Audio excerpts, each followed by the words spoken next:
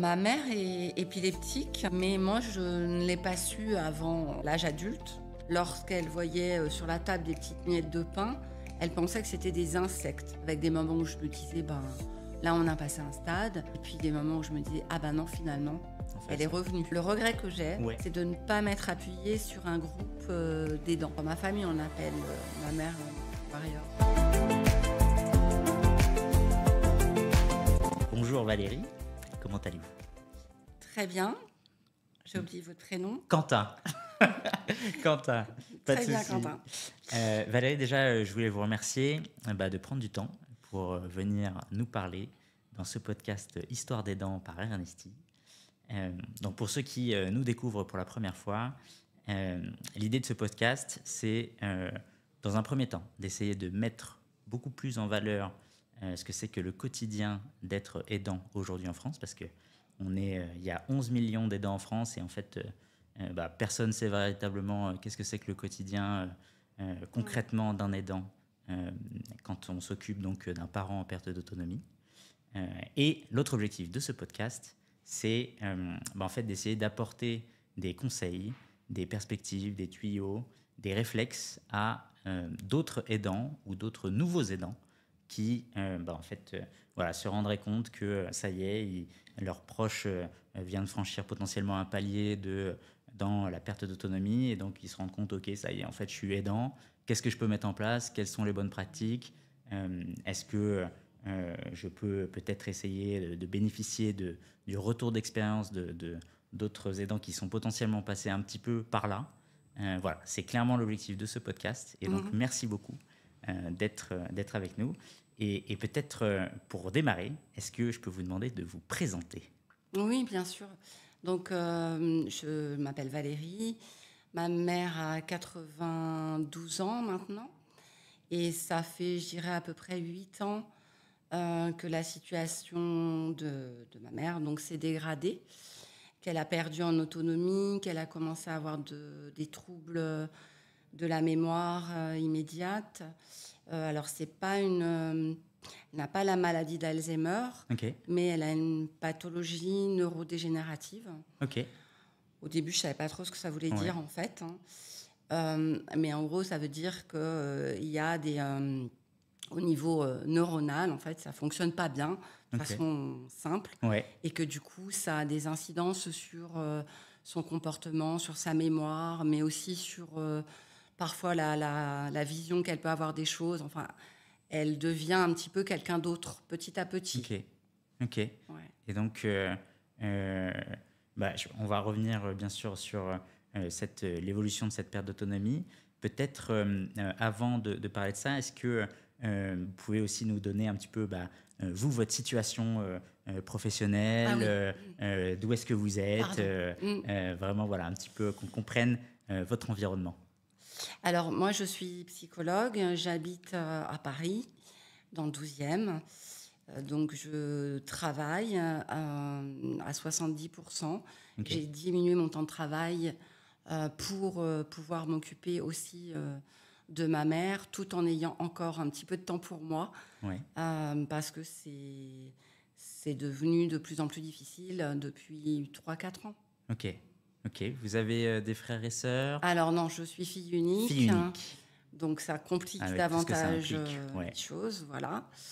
Et j'ai un fils unique aussi, qui est aussi en région parisienne, donc qui est aussi présent auprès de ma mère, mais qui est très jeune encore. Et du coup, c'est quand même moi qui gère à la fois toute l'organisation des aides auprès de ma mère, et à la fois tout ce qui est administratif, tout. Il a quel âge, du coup, votre fils? Mon fils, il vient d'avoir 28 ans. 28 ans, ok. Alors, c'est plus un tout petit. C'est plus un tout petit. Voilà. Mais bon... Mais quand même. Oui, tout à fait. Il est encore assez jeune. Ok. Et donc, est-ce que, typiquement, est-ce que vous pouvez peut-être un peu nous raconter comment est-ce qu'en fait ça s'est mis en place, cette perte d'autonomie de votre mère, peut-être aussi, est-ce que, vraiment essayer de nous embarquer pour nous raconter le tout début, quels ont été les premiers signes, Est-ce qu'il y a eu des moments particuliers où il y a eu des paliers qui ont été franchis? Si on devait essayer de retracer un petit peu toute l'histoire, ça donnerait quoi? Alors, il y a eu des moments particuliers et ce dont je voulais parler aussi, Ouais. parce que c'est quelque chose que j'ai vraiment découvert, je ne savais pas. Il y a beaucoup de personnes âgées qui, justement, en vieillissant, ont des troubles comment dire, de la vision, enfin, de ce qu'elles voient. Ouais. C'est un peu apparenté à des hallucinations, Ouais. mais ce ne sont pas des vraies hallucinations comme des gens qui sont psychiatriquement malades, mais c'est une transformation finalement de la vision. Par exemple, ma mère, lorsqu'elle voyait sur la table des petites miettes de pain, elle pensait que c'était des insectes. Et au début, moi, j'étais très angoissée par ça, très inquiète.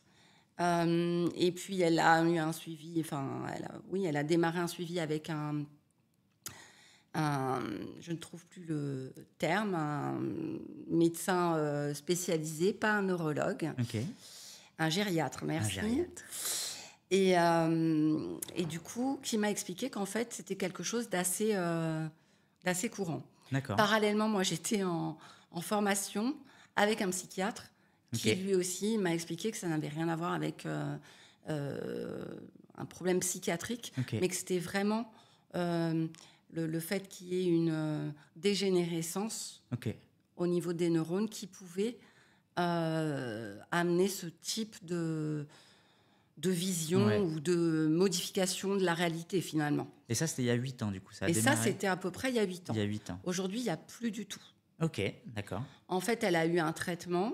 Ça a mis quand même un certain temps avant de s'arrêter, enfin de diminuer, puis de s'arrêter. Et c'était sur le moment, c'est-à-dire que vraiment, sur le moment, elle voyait les miettes de pain, et sur le moment, elle considérait que c'était des insectes. Oui, ou parfois, elle s'imaginait qu'elle avait... elle se grattait, ça la démangeait, et elle imaginait que c'était des insectes. D'accord, ouais. C'était un peu focalisé sur les insectes. Sur les insectes, ok. Et finalement,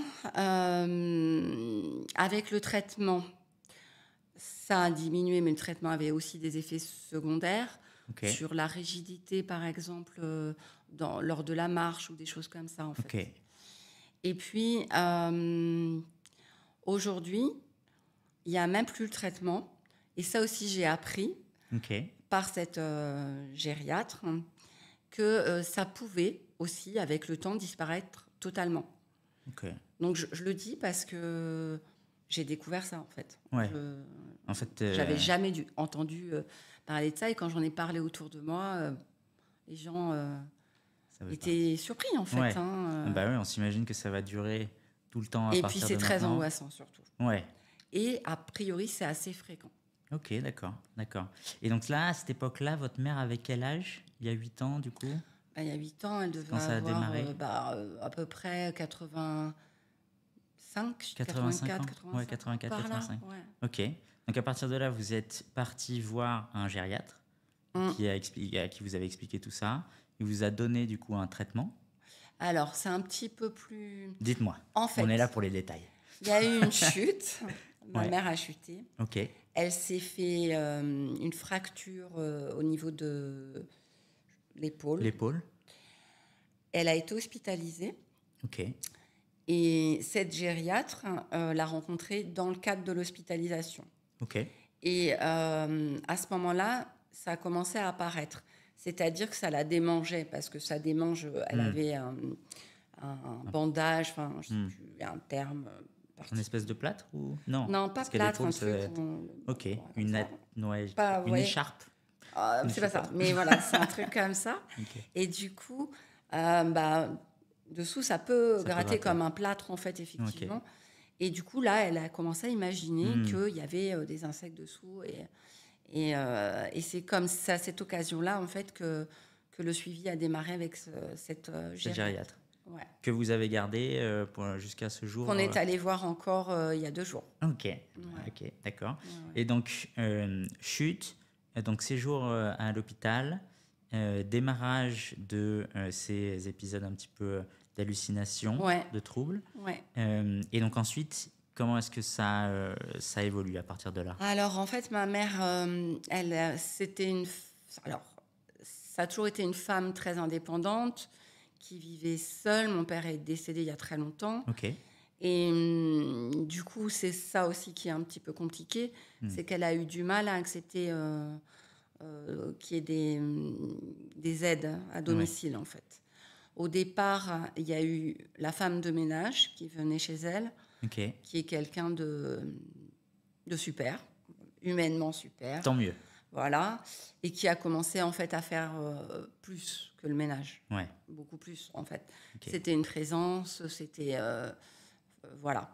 Après, j'ai cherché une association pour mettre en place des auxiliaires de Ouais. vie Ouais. en journée. Parce que pour l'instant, la première femme de ménage vous l'aviez trouvée comment? Bouche à oreille. Bouche à oreille. Ouais, vraiment bouche à oreille dans l'appartement. l'immeuble, en fait. Dans Ma l'immeuble. mère, elle vit depuis 40 ans Ouais. dans Dans le le même même appartement, dans le Ok. même immeuble. Ok. Voilà. D'accord. Ça aussi, c'est important. Ouais. Les repères. Quand on est justement... moi, j'ai tout fait pour qu'elle reste chez elle le plus longtemps possible. Et c'était aussi sa demande. Ouais. Voilà. Elle a beaucoup de repères, les voisins, les gardiens de l'immeuble. Enfin, voilà. Vous avez eu cette discussion justement de ok, en fait, c'est quoi le projet, de qu'est-ce que tu veux, maman? Oui, bien sûr. Euh, Bien sûr. et ça va, ça a été pas trop dur à vivre, ou est-ce que vous étiez toutes les deux d'accord entre guillemets sur c'était une évidence pour vous, ou est-ce que Alors, c'était une évidence pour Ouais. moi. C'est vrai que là, j'avoue que depuis quelques mois, Ouais. ça devient de plus en plus difficile. Mon entourage, mon compagnon, mon fils, mes amis, on s'inquiète un peu pour moi, pour ma santé, parce que ça me demande énormément de temps, d'énergie, que je travaille à côté et que c'est aussi une charge mentale Constante. constante. Ouais. Ouais, voilà, Ouais, c'est ça ça. c'est sûr, ça c'est sûr. Mais ça c'est sûr, on va y revenir. Donc pour reprendre l'histoire, donc vous trouvez d'autres relais, d'autres auxiliaires de vie pour venir Oui. aider cette autre femme de ménage plus, c'est ça? Oui. Et à partir de là, donc, déjà est-ce qu'on peut se donner un peu une ordre d'idée du rythme des interventions de ce personnel? C'était quoi? C'est du 2 heures par jour, 2 heures lundi, Alors, mercredi? en fait, ça a augmenté progressivement. Hein. Ok. Au départ, je dirais que c'était 6 heures par semaine à peu près. Ok, 6 heures par semaine. Sachant que moi, j'y allais un jour par semaine, Ok, enfin un jour dans la semaine, plus le week-end. ouais, ok, Voilà. ouais, Enfin, le samedi ou le dimanche. ok, Ma mère, à ce moment-là, au départ, elle était encore en capacité de marcher, de se faire à manger. ouais, On est allé de plus en plus vers des plats préparés, Ouais. des choses à réchauffer. ouais, On est allé de plus en plus vers ça. Elle n'était plus en capacité de... Ouais. Ça devenait dangereux Ouais. de faire la cuisine, vraiment. ok, Ensuite, on est passé... on a augmenté au fur et à mesure le nombre d'heures. ouais, Ensuite, on est passé à une présence quotidienne sur tous les repas. ok, D'abord le midi, puis le soir. Alors, tout ça sur 8 ouais, ouais, ans. Cette dame dont je parle, Sureka, je vais citer, Sureka, avait une amie qui faisait aussi du ménage chez certaines personnes, mais qui s'occupait aussi un peu de personnes âgées. ok, Elle lui a demandé de venir compléter en fait ok, le temps. Et aujourd'hui, donc cette deuxième personne, Magdalena, elle est là tous les soirs. tous les soirs, Tous les soirs pour le repas du soir, sauf le dimanche. ok, ok, Donc c'est moi qui... qui m'en occupe. C'est elle aussi qui s'occupe des courses ou des choses comme ça? Non, c'est moi. C'est vous. C'est moi qui Ok. m'occupe des courses. Sauf des petites choses à rajouter si j'oublie ou s'il manque. Ok. Ok. Mais Mais c'est vous qui, chaque semaine, Oui. remplissez le frigo, Oui, c'est ça? c'est Et ça. prévoyez tous les enchaînements de repas tout. et tout ça. Les rendez-vous médicaux. Ouais. Ma mère est quelqu'un de... Enfin, elle est très coquette, elle l'est encore. Ok. Donc, du coup, il y a aussi le podologue, enfin, le pédicure, c'est pas le podologue, Ok. c'est le Ouais, c'est pas pareil. pédicure, le coiffeur, enfin, voilà, il y a plein Ok. de choses comme ça aussi à mettre en place. Donc, il faut après, pendant un certain temps, elle pouvait aller chez un coiffeur qui était tout près, parce qu'elle habite aussi à Paris. Ouais. Donc, bon, on trouve quand même plus facilement des commerçants en bas de chez Ouais. soi. Ouais. Mais aujourd'hui, c'est un coiffeur qui vient à domicile. Ok. Ouais. Ok. Et est-ce qu'il y a eu d'autres événements comme la première, par exemple, chute, ou est-ce qu'il y a eu d'autres chutes depuis, ou est-ce qu'il y a eu Oui, d'autres... il y a eu d'autres choses. Racontez-nous. Alors, ma mère est épileptique, Ok. mais moi, je ne l'ai pas su avant l'âge adulte, parce qu'en fait, c'était une épilepsie, c'est pareil, j'ai aussi découvert ça, sous forme de petites absences. C'est-à-dire, ça s'appelle le petit mal. Ok. Et du coup, c'est des petites absences qui durent genre quelques secondes. Ok. Et en fait, on s'en aperçoit pas. Il se trouve, pareil, avec le vieillissement et la pathologie neurodégénérative, Hmm. que aujourd'hui, elle fait des vraies crises d'épilepsie. Ok. Donc, avec chute, perte de connaissance. Hmm. Et du coup, bah oui, il y a eu ce passage-là où moi, je comprenais pas ce qu'elle avait, enfin, où c'était très, très angoissant aussi, très inquiétant, où il y a Ouais. eu plusieurs hospitalisations, un traitement mis en place pour l'épilepsie. Et le traitement a été modifié plusieurs fois. Et là, il y a à nouveau des petites...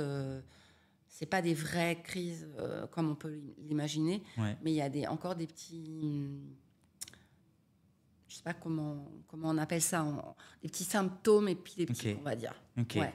Qui se Par caractérisent des petits par... tremblements, petits par le tremblements. fait qu'elle n'arrive pas à faire une phrase entière, enfin, Ok.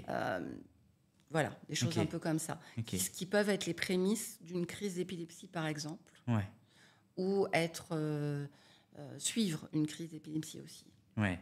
Ouais, j'imagine. Et du coup, effectivement, à partir du moment où on a ce risque qui existe, Ça devient j'imagine... très compliqué. Ouais. Ouais, parce Ouais. que du coup, qu'est-ce que ça veut dire ça veut dire qu'effectivement, ça doit être dur de se dire de la laisser toute seule. Tout à Parce fait. qu'effectivement, qu'est-ce qui se passe en cas de chute ou enfin crise qui entraîne potentiellement une chute ou des choses comme ça? Mm. Comment est-ce que vous avez fait pour essayer de gérer au mieux? Est-ce que n'importe quoi, mais je sais qu'il y a des systèmes un petit peu potentiellement de téléassistance qui peuvent exister Ah oui, ou oui, des j'ai choses comme oublié ça. ce passage aussi. Ah bah racontez-nous. Oui. Alors, téléassistance, bien sûr. Ok. Sauf que, alors là, c'est des petits conseils, hein, on va dire. Dites-nous. Il y a la téléassistance où on doit appuyer, en fait, sur un bouton et quelqu'un répond. Ma mère n'a jamais appuyé sur le bouton parce qu'elle avait peur de déranger. Ah bah. Ça, c'est le truc aussi. Et je pense aussi qu'elle n'y Je pensait pense pas qu'elle doit pas être la forcément. seule en plus dans ce cas-là. Tout à fait. Ouais. Du coup, on a changé le bracelet. On a mis un bracelet détecteur de chute. Ok. Sauf que l'organisme de téléassistance m'a aussi prévenu que si elle chutait doucement Ça se et verrait. qu'elle continuait à bouger, Ça se verrait. ça ne se déclenche pas. Effectivement, c'est le cas. Ok. Ça ne se déclenche pas. Parce que le truc aujourd'hui, c'est que ma mère, maintenant, elle a peur de tomber. Du coup, quand elle sent qu'elle risque de tomber, parfois, elle se laisse un peu tomber, vous voyez, pour ne pas se faire mal, en fait. Ouais. Sauf qu'elle n'arrive Faut pas essayer à d'amortir. se relever. Donc, il y a ça. Il y a un autre système sur lequel je n'étais pas forcément tout à fait d'accord au départ. C'est mon compagnon qui m'avait conseillé ça. Et finalement, je trouve que c'est pas mal. C'est le système de caméra. Ouais. Du coup, c'est quand même rassurant. Ça a été très rassurant, notamment sur la période où il y avait des temps relativement longs. Ok. Pardon. Pas de souci. Où elle était seule. Et du coup, moi, ça me permettait, entre 2 rendez-vous au travail, de regarder si tout allait bien. Ok. D'avoir un flux vidéo en direct. C'est plutôt rassurant. Ouais, ça, j'imagine que doit être hyper pratique, effectivement. Ok. Et ok, donc effectivement, cette partie, donc bracelet, qui finalement n'a pas été si concluante que ça, mais ça a quand même aidé certaines fois.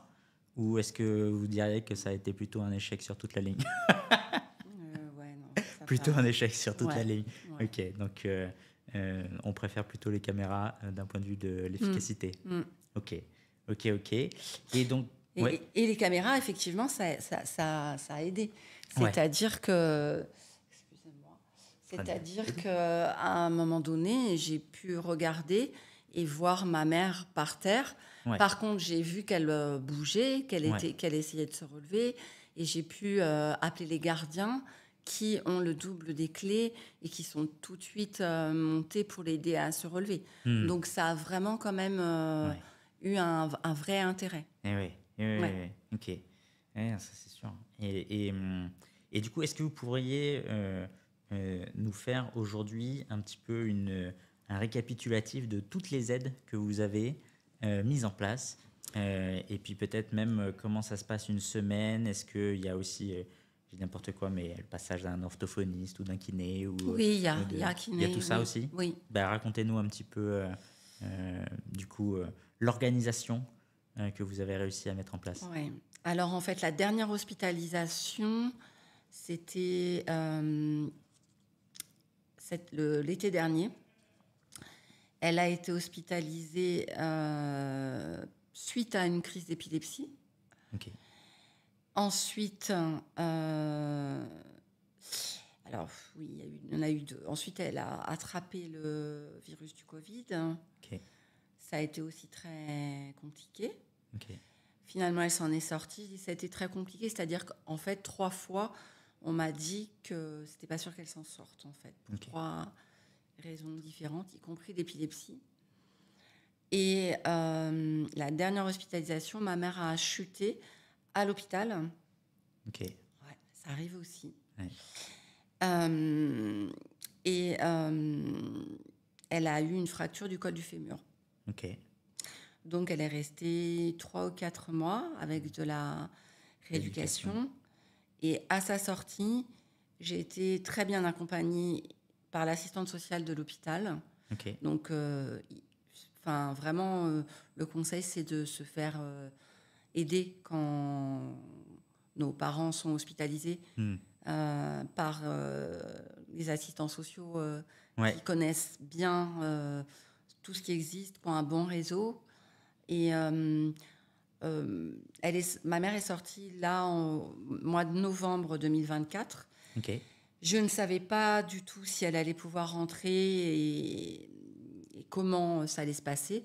Oui. Donc, il y a eu une grosse hésitation entre un EHPAD et un retour à domicile, mais dans quelles conditions? Et c'est cette assistante sociale qui m'a parlé de l'association Ernesti, qui n'est pas une association d'ailleurs, je crois. Non, effectivement, on est une société normale. Qui est une plateforme de mise en lien. Je m'étais déjà renseignée pour des gardes de nuit, mais c'était extrêmement onéreux par le biais d'associations, justement. Et du coup, ce n'était pas envisageable, malgré le fait que ma mère a plutôt une bonne retraite. Parce que vous aviez identifié qu'il y avait un besoin la nuit. Ouais, en plus. Ouais. Moi, j'avais très peur qu'il y ait de nouvelles chutes. Et oui. Et parce que vous m'aviez dit 3-4 mois de passer à l'hôpital et en SS, en soins de suite et réadaptation, c'est ça? Oui, tout à fait. Oui, tout à fait. Ouais. Et est-ce que votre mère avait aussi peut-être des appréhensions à l'idée de retourner chez elle? Un petit peu. J'imagine. Elle était très contente. Oui, j'imagine aussi. Mais elle était quand même un petit peu inquiète en disant mais qui va s'occuper de moi? Et voilà. Donc Ouais. je lui disais, bah, il y aura Sureka, il y aura... Ouais, vous avez réussi à reconstituer Ouais, bien l'équipe que sûr. vous aviez. En fait, à chaque hospitalisation, enfin, les 2 plus longues, c'était Covid, puis le col du fémur. Ouais. Chaque hospitalisation, elle venait, ces 2 Ok. personnes. Ouais. Pour Voilà. tenir compagnie, Ouais. pour. J'y allais Ok. et elle venait. On se relayait finalement. Ok. Et oui, voilà. Du coup, elles sont Ouais. précieuses. Bah ouais, ça Mm. j'imagine. Et c'est une grande chance. Ouais. Ah oui, c'est sûr, quand on trouve les bonnes personnes, Ouais, c'est ça. faut pas les lâcher. Mm. C'est Ouais, ça. c'est sûr. Donc vous m'avez dit, donc il y a ces 2 personnes qui du coup vous aident et qui du coup, donc il y a une personne qui gère tous les dîners, Oui. Surika plutôt dans la journée, c'est C'est ça.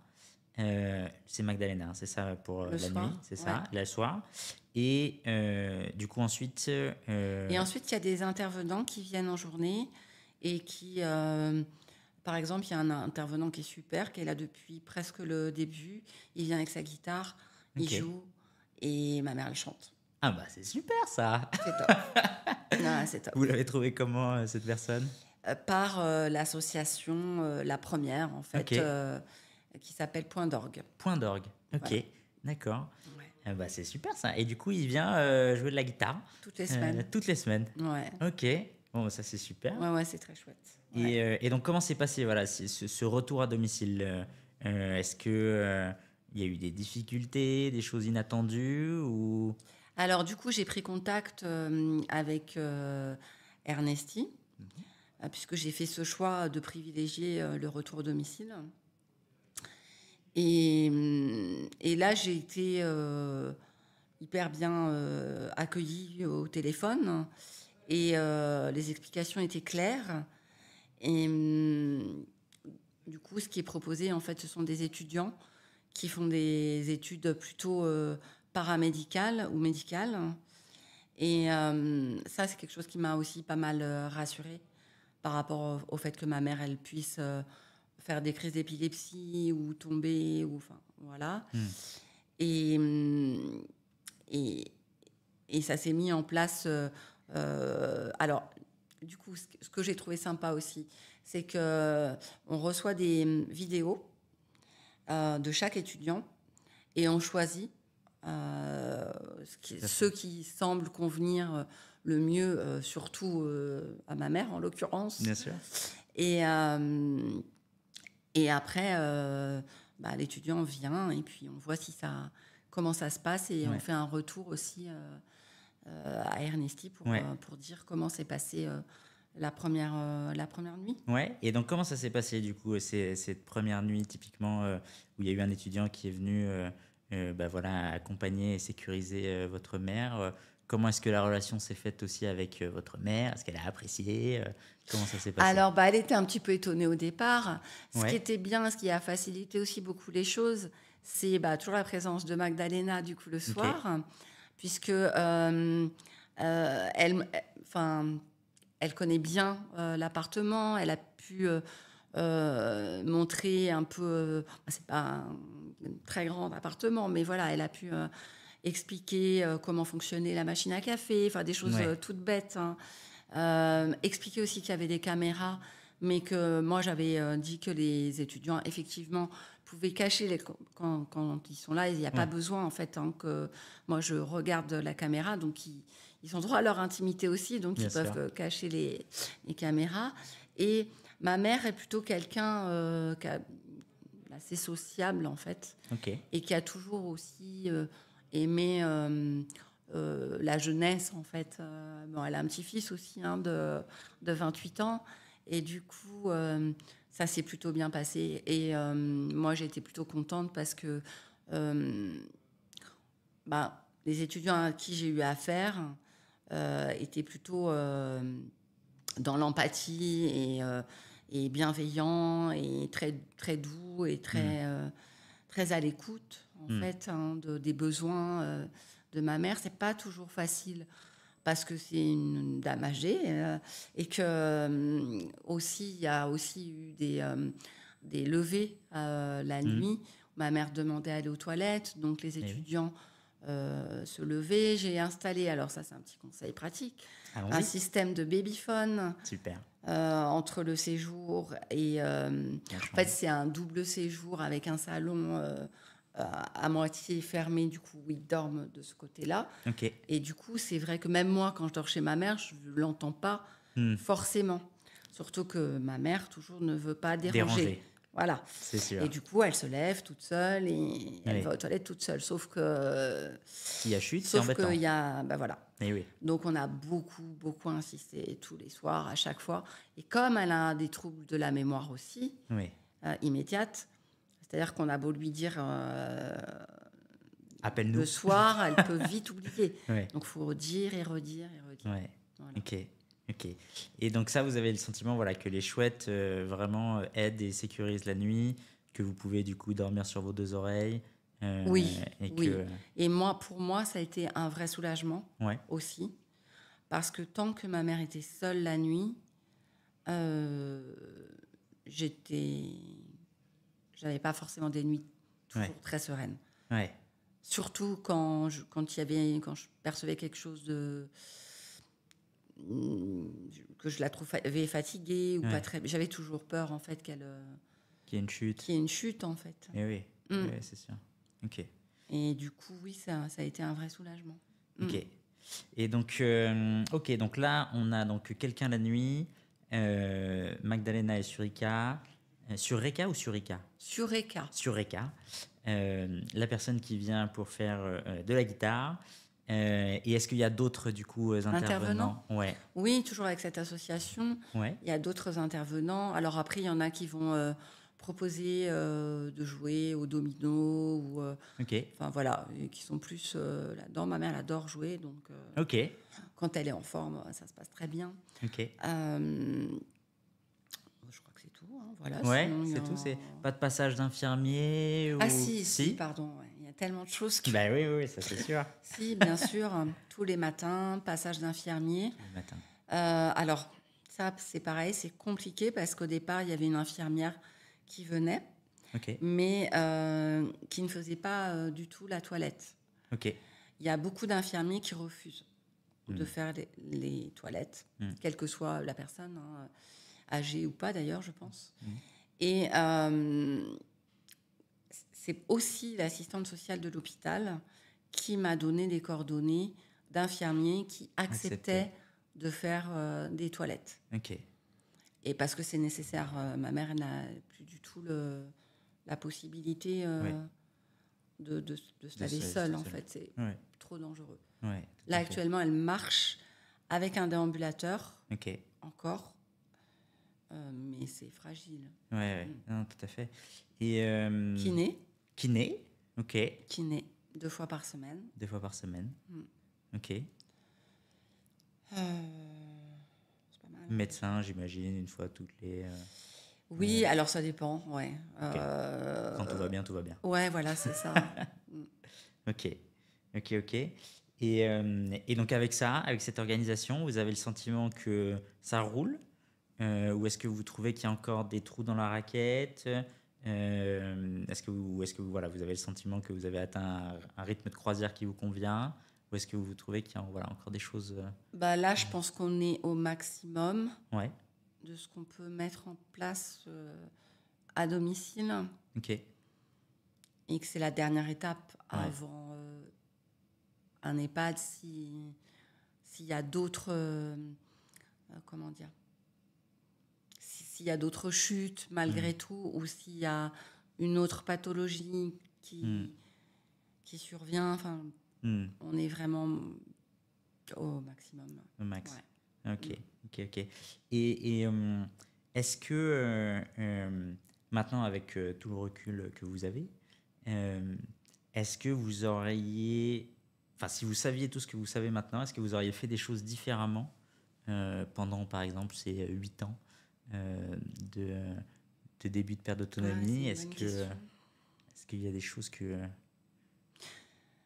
c'est difficile de répondre à ça parce qu'en fait, il y a aussi tout l'aspect psychologique. Bien sûr.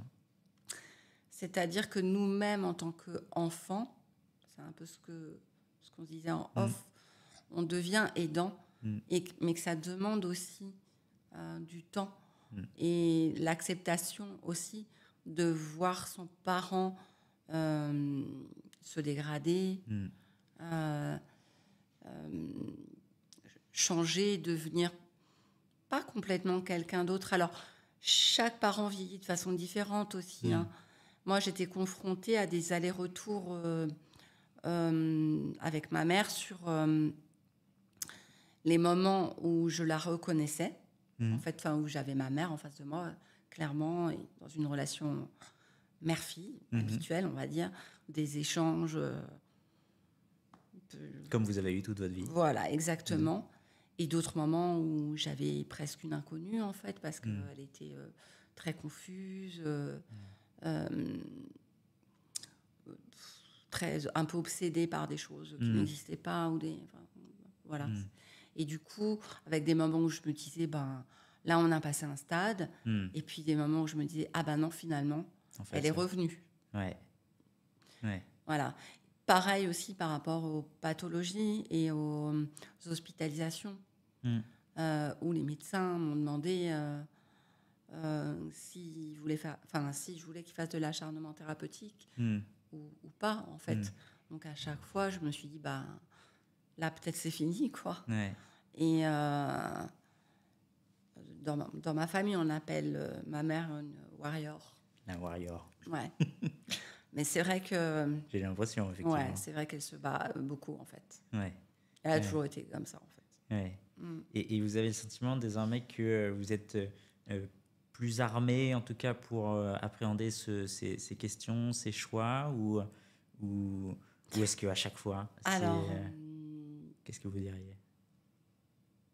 Excusez-moi, je suis sur la question d'avant. Allons-y. Le regret que j'ai et qu'on dites-moi. m'avait conseillé de faire, Ouais. c'est de ne pas m'être appuyée sur un groupe d'aidants. Ouais. Je sais que ça existe. Ouais. Il y a des cercles des aidants qui existent. Tout à fait. Ouais. Et je ne l'ai jamais fait. Ok. Et je me suis toujours dit, c'est bon, j'y arrive toute seule. Et puis à un moment donné, on s'épuise quand même un peu. Oui. Et ça peut être très difficile. Ça peut être aussi difficile pour les proches au quotidien. Et il y a eu des conséquences, vous, entre où votre compagnon vous a fait des retours comme quoi, effectivement, il avait le sentiment que vous vous épuisiez, ou votre fils aussi. Est-ce que ça a eu des impacts à ce Oui, ça a eu des aussi impacts, oui. Ouais. Oui. Mon fils, un petit peu aussi. Alors lui, son idée, c'était que je vive avec sa grand-mère, ma mère. Ok. Mais c'était pas envisageable, pour moi, et en l'état, ça me paraissait pas possible. Et lui le disait dans le sens où il me voyait faire beaucoup d'allers-retours et me fatiguer, en fait. Et oui. Et mon compagnon, il devait avoir peur pour vous. Bah oui. Et oui, c'est sûr. Et mon compagnon, il me disait aussi que ça me prenait beaucoup de temps et d'énergie et qu'il fallait que je fasse attention à moi, en fait. Ouais. Donc, dans cette surtout, inquiétude. J'imagine, fille unique, c'est tout sur vos épaules, quoi. C'est ça. Ouais, ça c'est sûr. C'est ça. Ok, donc pas hésiter à se renseigner sur s'il y a des cercles des aidants, des cafés des aidants qui existent autour de soi. Ouais, ça je l'ai pas fait et mais c'est dommage. Il est pas trop tard, hein. Ouais, c'est vrai. C'est sûr. Hein. Ok. Et comme je vois que l'heure avance, peut-être pour finir, est-ce que vous auriez un conseil ça, effectivement, donc on a entendu vous auriez plus été voir du côté des cercles des aidants, des cafés des aidants, mais est-ce qu'il y a eu quelque chose d'autre où vraiment, s'il y a des aidants qui nous écoutent, un conseil qui vous a changé la façon dont vous gérez la situation aujourd'hui, ou ça peut être quelque chose de tout bête mais que vous ignoriez complètement au début, si ça devait être un conseil pour un aidant qui nous regarde, est-ce que vous en auriez un particulier qui vous vient en tête?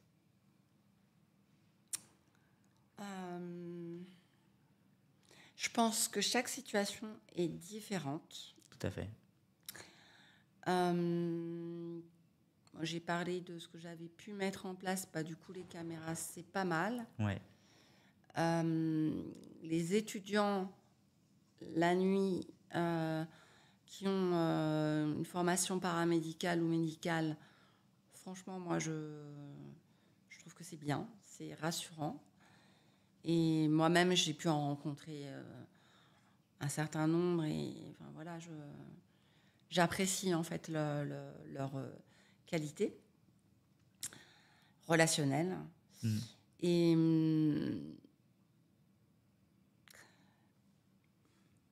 après, étant moi-même psychologue, j'ai aussi moi-même un suivi.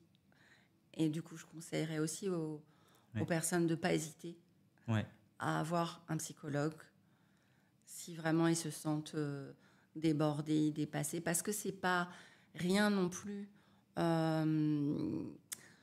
On est quand même face à la perte, au final, d'un parent, avec un deuil parfois progressif aussi, puisqu'on, ce que je disais tout à l'heure, on perd une partie du parent.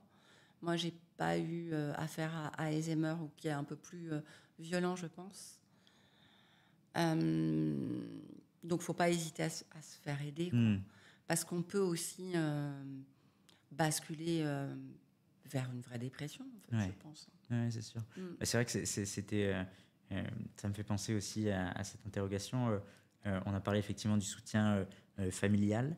Est-ce que vous avez, réussi ou est-ce que vous n'avez pas forcément senti que c'était un besoin ou quoi que ce soit, mais est-ce que vous avez senti que potentiellement vous pouviez vous confier à des amis? Oui. Est-ce que vos amis, vous avez la sensation qu'ils avaient arrivé à comprendre un petit peu? Et oui, est-ce que ça c'est facile entre guillemets d'arriver à le faire, ou comment est-ce que vous voyez ça, vous? Alors, quand j'en ai parlé, en fait, je me suis rendu compte qu'autour de moi, il y avait pas mal de personnes qui étaient déjà passées par là. Et du coup, là aussi, je trouve que c'est important d'en parler, parce que on peut aussi voilà, avoir des conseils, des petits trucs pour faciliter le quotidien. Mais c'est quoi votre question? Non, mais la question c'était vous êtes senti appuyé ou soutenu par Oui, votre cercle d'amis. Oui, Oui, il n'y a pas eu de souci à ce niveau-là. Non. Ok, donc pas hésiter à en parler autour de soi. Et puis surtout aussi, préserver du temps pour soi. Vraiment, c'est une nécessité. Ok. Vraiment, c'est... oui, j'avais pris des petites notes. Dites-moi. J'ai rien lu du tout du truc, mais bon, c'est pas grave. Il faut, je le dis parce que je suis moi-même aux prises avec ce sentiment-là, essayer au maximum de déculpabiliser et de profiter de la vie le plus possible, dès qu'on peut, dès qu'on a du temps, et trouver ce temps, en fait. Alors après, c'est compliqué parce que effectivement, ça coûte aussi de l'argent de mettre en place des aides. Ça, c'est sûr.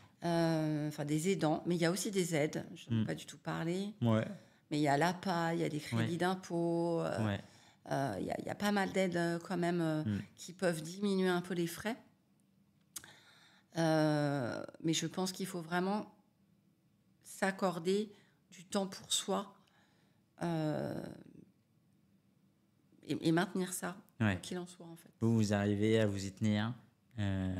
Oui, j'essaye, oui, je pense que c'est fondamental, effectivement. Sinon, déjà qu'on s'épuise de manière standard, si en plus de ça, on n'a pas de temps pour essayer de se ressourcer un petit peu. Un dernier truc. Allons-y. J'ai utilisé ça s'appelle un congé proche aidant. Oui, tout à fait. Alors, pendant 1 an, j'ai diminué mon temps de travail pour pouvoir m'occuper davantage de ma mère. Et du coup, ça a été compensé en partie par la CAF. Oui, tout à fait. Voilà, donc congé proche aidant. Ça vaut le coup de se renseigner. Voilà. Tout à fait. Tout à fait. Ok. Eh bien, écoutez, vous aviez un autre sujet où vous voulez absolument en parler dans vos notes, ou est-ce que... Où est-ce qu'on est bon? Non, je crois que... On a déjà fait un bon petit tour. Ouais, on a déjà fait un bon petit tour, quoi. Bon, bah écoutez, Valérie, encore une fois, un grand merci. Hein. C'était vraiment... Enfin, moi, j'ai adoré. J'espère que ça sera utile à un maximum C'est surtout de ça, personnes. en fait, hein, l'idée. Et puis, ouais, tout à fait. Donc, voilà, merci encore. Et puis, je suis sûr qu'au nom de plein de gens, je vous remercie aussi. Merci à vous. Merci.